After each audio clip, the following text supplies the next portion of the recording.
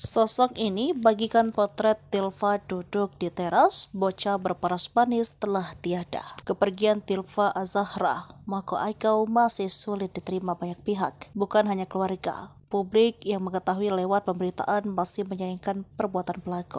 Padahal pelaku bernama Arnita tersebut selama ini kerap dipanggil korban dengan sapaan tante. Seiring masih ramainya kasus yang terjadi di Kecamatan Tuyuyan, Kabupaten Polang, Mengendau Timur, Sulawesi Utara, muncul sejumlah potret Tilva semasa hidup. Melihat wajah polosnya yang manis, rasa iba masih saja sulit dihilangkan. Namun ada satu foto yang cukup membuat beberapa warganet merinding. Foto tersebut diunggah oleh seorang akun Facebook bernama Santi Hussein. Sepintas tidak ada yang salah dengan foto itu. Tilva terlihat begitu manis duduk di teras dengan rambut panjang terurai. Terlihat pula putri tunggal Kabid PU Bina Marga, Zulkifli Moko Aikau duduk sembari bermain lilin. Di jarinya masih melingkar dua cincin yang diduga dirampas Arnita saat melakukan aksinya. Namun publik dibiarkan gagal fokus dengan pemandangan yang ada di jendela. Tidak sedikit dari mereka yang merasa melihat ada sepasang mata di balik jendela tersebut. Ada juga yang mencoba menganalisa bahwa adanya pantulan cahaya yang membuat seperti ada sepasang mata di jendela.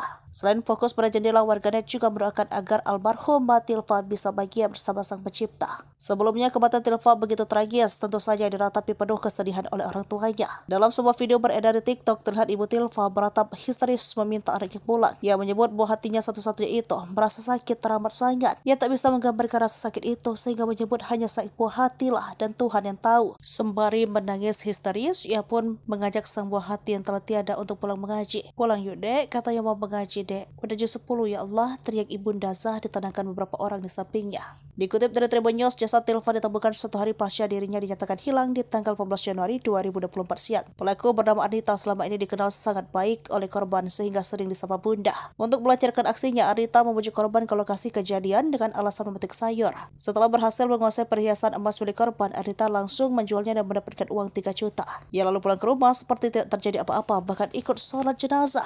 Kapolres Boltim AKBP Sugeng Setio Budi menjelaskan, pelaku melancarkan aksinya sudah direncanakan sejak 3 hari sebelumnya.